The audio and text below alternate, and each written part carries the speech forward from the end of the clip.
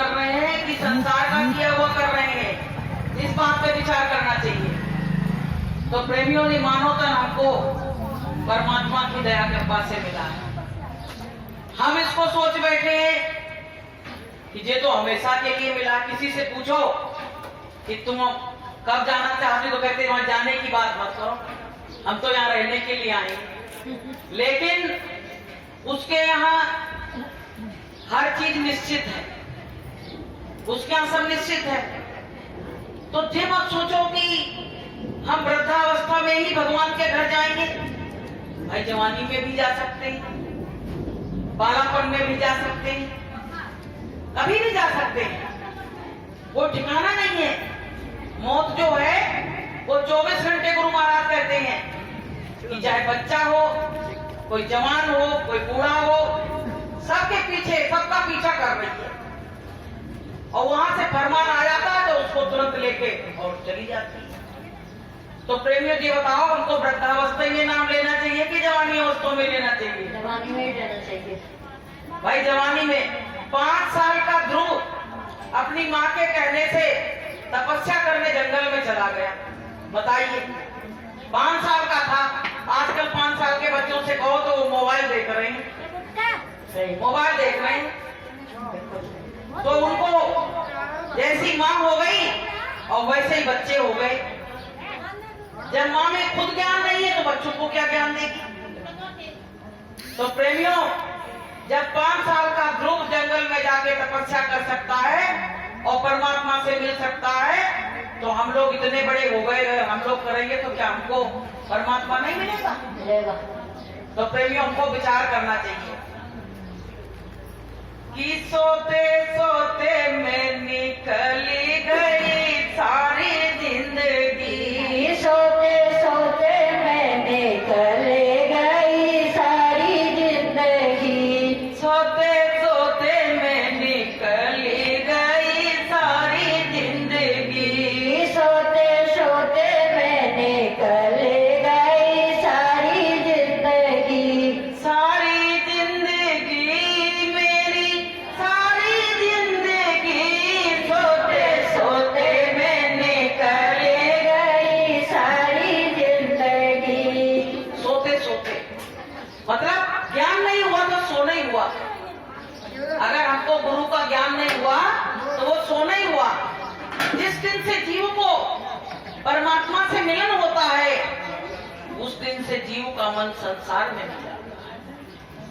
संसार वाले खूब खाते हैं, पीते हैं, सोते हैं, उनको किसी तरह की चिंता नहीं है। लेकिन सत्संगी लोगों को खटका लग गया है। काहे का खटका लग गया है? कि कहीं जीवन चला नहीं जाए और परमात्मा ने जो बताया वो कर नहीं पाए तो मेरा जीवन यूं गफलत में चला जाए। ये खटका लगा हुआ है। सारा संसार खावे और सोए और दुखिया दास कबीर जागे और रोए। जो साधक होता है, कबीर साहब को तो नाम ले लिया है, जो साधक लोग होते हैं वो अपने जब साधना करते हैं उनको कुछ दिखाई नहीं पड़ता, सुनाई नहीं पड़ता, तो वो रोना शुरू कर देते हैं। और जब रोते हैं, बच्चा जब तक खेलता तब तक तो माँ उसको नहीं उठाती है, उसकी व्यथा नहीं सुनती है। लेकिन जब रोना शुरू करता है तो चाहे कहीं भी हो, कितना भी बड़ा काम कर रही हो, ये माता मैंने बड़ी बात कर रही है। तो प्रेमियों, धीरे बोलो, धीरे। चाहे माँ कहीं भी हो और तुरंत आके अपने बच्चे को उठा लेती। काहे से उठाई? रोने से। अगर हम रोएंगे नहीं तो हमको परमात्मा कभी मिलने वाला नहीं है। कि हंसियस कंत ना पाइया और जिन पाया तिन रोए, और हंसे खेल जो पिया मिले तो कौन तो आगे। अगर हंस खेल के मिल जाता ना तो सभी लोग उसको प्राप्त कर लेते। या पैसे से मिल जाता तो बहुत पैसा वाले बैठे वो भी ले आते, परमात्मा को खरीद लाते। लेकिन वो किसी के हाथ आने वाला नहीं, केवल वो प्रेम की सौदा है। कि ये तो प्रेम की बात है बूढ़ो, ये तो प्रेम की बात है बूढ़ो, बंदगी सबके बस की नहीं है, बंदगी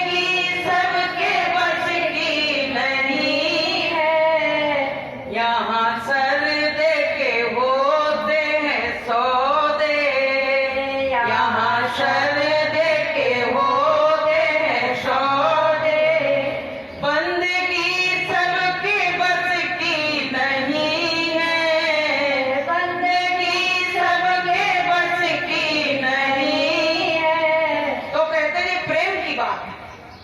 कह रहे थे उद्धव जी प्रेम की बात है। बंदगी सब लोग नहीं कर सकते। गंदगी तो कर सकते हैं लेकिन बंदगी नहीं कर सकते। बंदगी करना आसान काम नहीं है। उसकी नजर हो जाए, उसकी मेहर हो जाए परमात्मा की, वही परमात्मा की बंदगी कर सकता है। जैसे मेरा मन अगर सत्संग में लग रहा है, साधन भजन में लग रहा है, तो हमको पता है ये सोचना चाहिए कि मेरा मालिक मुझको नजदीक बुलाना चाहे। भाई दूरी से कभी प्रेम नहीं हो सकता। किसी में दूरी हो तो प्रेम नहीं हो सकता। पति पत्नी में अगर दूरी है तो दरार पड़ी रहेगी। ऐसे ही हमारा और परमात्मा का मिलन है। अगर इस मिलन में दूरी है, संशय है, भ्रम है, तो कभी उससे मिलन नहीं होगा। अच्छा एक बार बताओ, आपके घर में सास अच्छी, ससुर अच्छे, देवर अच्छे, जेठ अच्छे, सभी लोग अच्छे, केवल आपका पति आपसे बात नहीं कर रहा तो आपको अच्छा लगेगा? ये बताओ। और लोग क्या कहते हैं? कहते पूरा घर एक तरफ, और अगर पति बोल रहा है तो तुम्हारा गुजारा उस घर में हो जाएगा। तो बिल्कुल ट्रू कॉपी वही बात यहाँ परमात्मा पे लागू हो रही है। पूरा संसार तुमको चाहे, लेकिन अगर परमात्मा तुमको नहीं चाह रहा है, परमात्मा में भेदभाव है, वो तुमसे बोल नहीं रहा है, तो समझ लेना तुम्हारा काम बनने वाला नहीं है। तो ये सत्संग क्या होता है, सतगुरु क्या होते हैं, ये हमको हमारा मिलन कराते हैं। हमारा मिलन, आत्मा और परमात्मा का मिलन सतगुरु ही करा सकते हैं, कोई और करा नहीं सकता है। कि मेरा सतगुरु से मिलन कैसे होए, खिड़की तो पांचों बंद पड़ी। मेरा सतगुरु से मिलन कैसे होए, खिड़की तो पांचों बंद पड़ी। पहली खिड़की खोल के देखा, उसमें कूड़ा कचरा। पहली खिड़की खोल के देखा, उसमें कूड़ा कचरा। मोहे इतनी अकल आते नाए, कि झाड़ू पोछा करती चलो।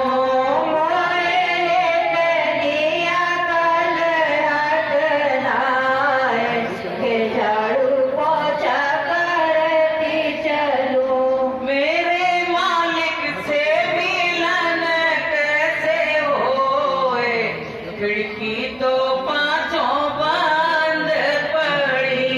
मेरे मालिक से मिलन कैसे होए, खिड़की तो पांचों बंद डरी। पांचवी खिड़की पूरा नहीं गाएंगे, नहीं तो बहुत टाइम लगेगा।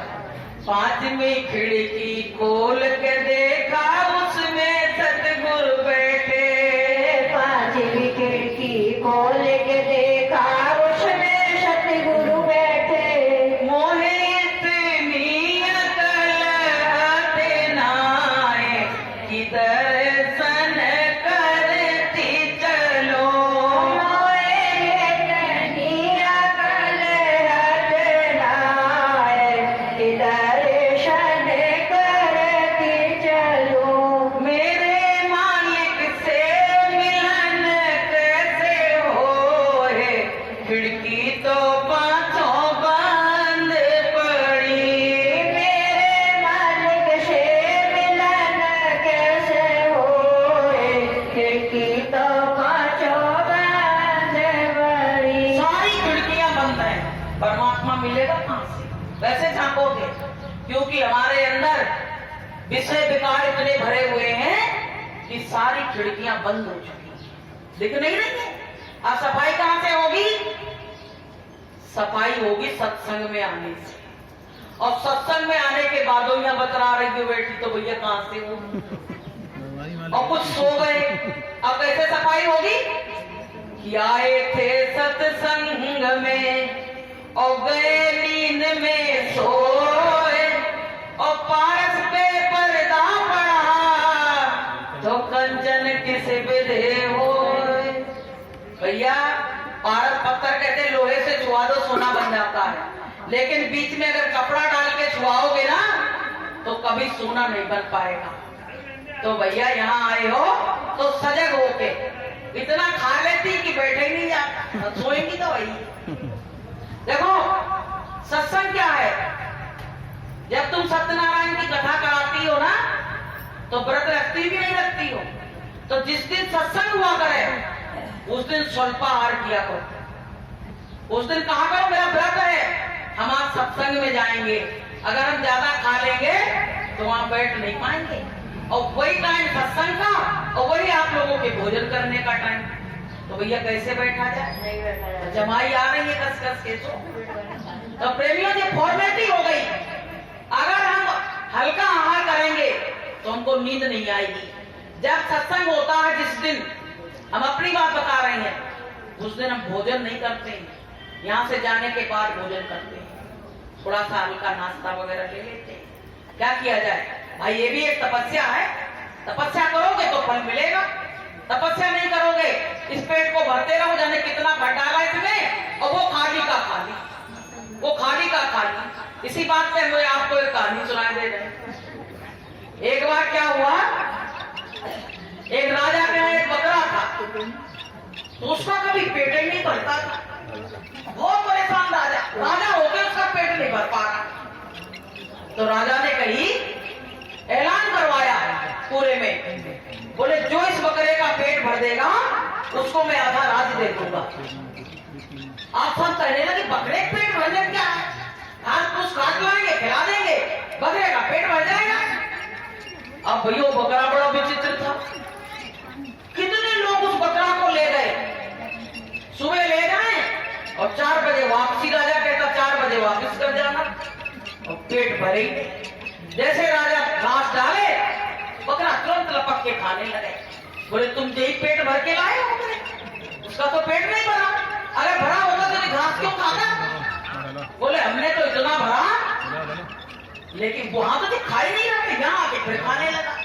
सब शर्मिंदा होके बैठ गया। उधर से एक महात्मा जी आ रहे थे। महात्मा जी बोले काहे की भीड़ लगी भाई, बकरा को लेके कौन सा प्रसंग उठ रहा है। बोले महात्मा जी सारे लोगों ने बकरे का पेट भरा, किसी ने भर नहीं पाया। महात्मा जी ने कहा जी कौन सा बड़ा काम है, बकरा हमारे हवाले करो, हम इसका पेट भर देंगे। अच्छा, बोले महात्मा जी तुम कहाँ जाओगे, जंगल में घास फूस ले आ रहे हो, तो हम सब ले आएंगे, बकरा करो मेरे हवाले पहले। देखो हर समस्या का समाधान संतों के पास है, हमारे तुम्हारे पास नहीं था, जितने बुद्धिमान बने रहो। मिनटों में समस्या हल होती, गुरु महाराज से कोई बात कहो समस्या हल। अब क्या हुआ, वो महात्मा जी ले गए, कहने लगे इसको अब हम घास अच्छी अच्छी बढ़िया एक संटी बनाई बढ़िया हरी, और ले गए उसको जंगल में खड़ा कर दिया, और घास रखी सामने, और जैसे बकरा मुंह करे फटाक मारते मुंह पे। अब वो बकरा बड़ा परेशान, वो अपनी आदत से मजबूर और संत अपनी आदत से मजबूर। अब बकरा ने सोची ना खाओ भाई अच्छा है, नहीं तो ये मार इतनी पड़ेगी जिसका कोई हिसाब नहीं, मार के आगे भूत भागते। आप प्रेमियों क्या हुआ, महात्मा जी ने उसको मार मार के डरा डरा के ऐसा कर दिया। संत महात्मा किसी जीव को मारते नहीं है, बस धमका देते हैं। वो डंडी जैसे देखे समझ रहा मेरे ऊपर पड़ेगी, तुरंत मुंह हटा ले। 4 बज गए, टाइम हो गया, राजा कह रहा बकरा नहीं आया, लेके पहुंच गए बकरा। बोले भर गया पेट, बोले बिल्कुल दुरुस्त होके आया, बड़े चाले। अब भैया राजा ने बढ़िया हरी हरी घास डाली। अब इसने जैसे राजा ने घास डाली तो बकरा ने तुरंत मुंह पीछे कर लिए। बोले किसी ने पेट नहीं भर पाया, तो महात्मा जी पेट भर के ले आए।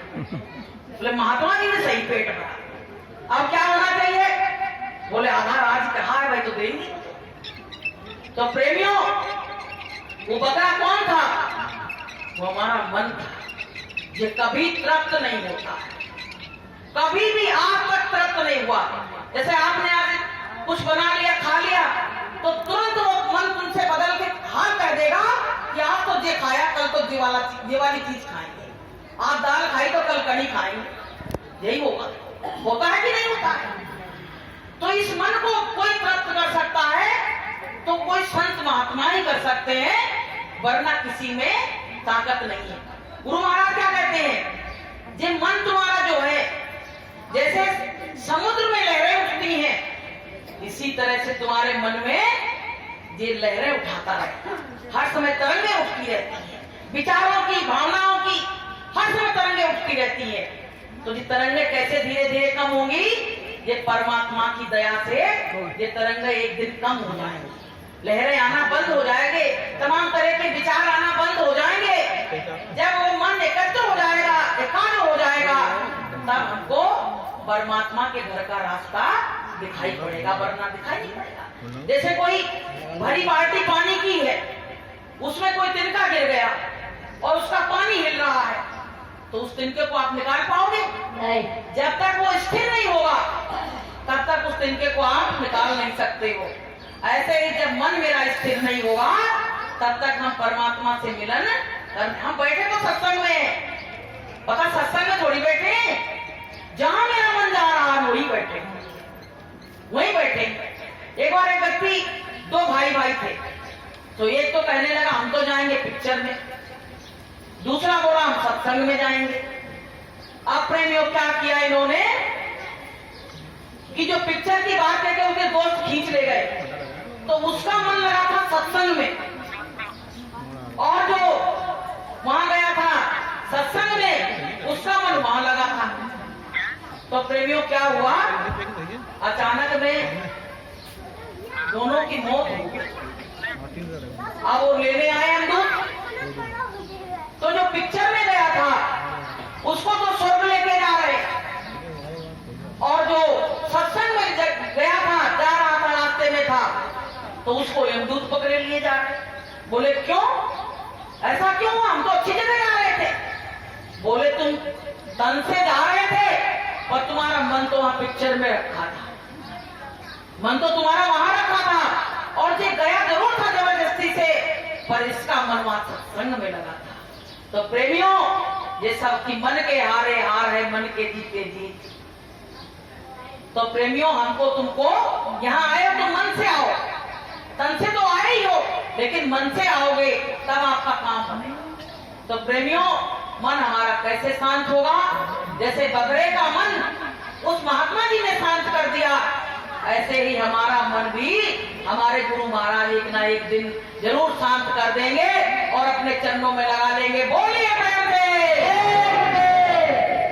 तो प्रेमियों, गुरु की दया लेके चलो, चाहे तुम जितने बड़े आदमी बन जाओ, लेकिन अगर गुरु की दया नहीं ली तो तुम्हारा कोई काम होने वाला नहीं है। देखो,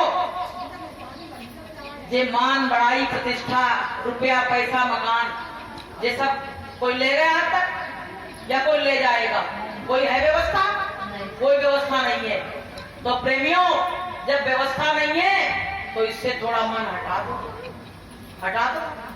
कल हम लोग बात कर रहे थे आपस में, शाम को थोड़ा टहलते हैं तो चिंतन होता रहता है, हर बात पे थोड़ी दार्शनिक बातें होती। हम लोग क्या कह रहे हैं, हमने कही कि जवान लोग एक बार अपनी चीज दे भी देंगे, लेकिन बुजुर्गन से तुम लेके देख लो, वो तो इतनी कील भी होगी ना, उसको भी रख देंगे कि हमारे नाती नातिन के काम आएंगे। इतना मन बुढ़ापे में, इतना ज्यादा मन घर परिवार में और इतना प्रलोभन हो जाता है कि आदमी अपनी चीज को दे नहीं सकता है, और छोड़ने का वक्त आ गया और फिर भी तुम पकड़े हुए हो।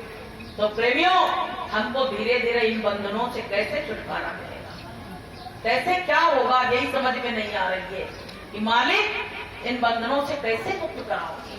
लेकिन परमात्मा के बाएं हाथ का खेल, वो तो मिनटों में चाहे तो तुमको तुरंत इस दुनिया से विरक्त कर सकते हैं, लेकिन हम विरक्त होना चाहेंगे तब तो।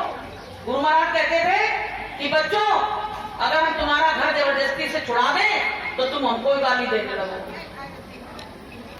लोग कहते हैं कि भैया हम तो मर जाए तो अच्छा है, लेकिन अभी गुरु महाराज कहे हम तुमको लेने आए, तो गुरु महाराज और रुक जाओ, काम धंधा अभी दुकान में सेट हो जाए, नहीं नाती की शादी पक्की हो गई, वो भी हो जाए, फिर ले चलना, यही कहोगे ना। जाने को कोई जीव यहाँ से तैयार नहीं है। जब जब यहाँ से जीव गया तो रोता हुआ गया, और जब जब वहां से आया तब भी रोता हुआ आया। तो गुरु महाराज कहते हैं कि ऐसी जग हंसे हम रोए, हम हंसे जग रोए, ऐसी करनी कब? तो ऐसी करनी कब करोगे? जब हम सत्संग में आएंगे, तभी हम हंसते हुए यहाँ से जा सकते हैं, वरना हम भी रोते हुए ही यहाँ से जाएंगे। तो प्रेमियों, सत्संग एक पाठशाला गुरु महाराज, इसमें क्या होता है, तरह तरह के मास्टर आते हैं और कोचिंग क्लासें चल रही हैं। अब भाई इसमें कुछ बच्चे आगे बैठ जाते हैं, कहते हैं हमको ज्यादा हासिल करना है, कुछ ज्ञान को ग्रहण करके ले जाते हैं, और कुछ बच्चे पीछे बैठ के कहते हैं चलो थोड़ी बहुत चुगली से पार्टी बता लेंगे। तो क्या है, फर्स्ट सेकेंड थर्ड, जो आखिरी में बैठ के इन बातों को करते हैं, वो थर्ड क्लास बच्चे माने जाते हैं। तो प्रेमियों, कुछ यहाँ आए हो तो कुछ लेके जाओ। गुरु महाराज कहते हैं बच्चों, तुम इतनी मेहनत करते हो, और मेहनत करने के बाद अगर तुमको कुछ हासिल ना हो, तुमको मजदूरी भी ना मिले, तो तुमको अच्छा लगेगा? प्रेमियों, जब सत्संग में आओ तब ये सोचो कि मेरा मालिक इतने दिन से मुझसे दूर हो गया, आखिर मुझ में ऐसी क्या कमी थी जो मेरे गुरुदेव मुझको ना सशरीर हमको दर्शन दे रहे हैं, ना हमको सपने में दर्शन दे रहे हैं।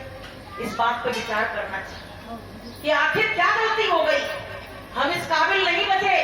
पहले तो मेरा हाथ पकड़ा, और हाथ पकड़ने के बाद मुझको छोड़ दिया, अब मुझको दर्शन भी नहीं दे। तो इस पर विचार करना चाहिए। गई तो प्रेमियों, ये काल चक्र है। जब जब हम लोग कहीं जाते हैं, बाहर कार्यक्रम होते हैं, तो वहाँ जरूर लाइट जाती है। कल वहाँ मालनपुर में कार्यक्रम था, तो वहाँ थोड़ी देर लाइट है और माइक नहीं बोल रहा, आज ये हालत हो गई। तो सब काल चक्र, काल नहीं चाहता है कि कोई जीव दो वचन सुन के और परमात्मा की तरफ मुड़े। और यहाँ डांस हो रहा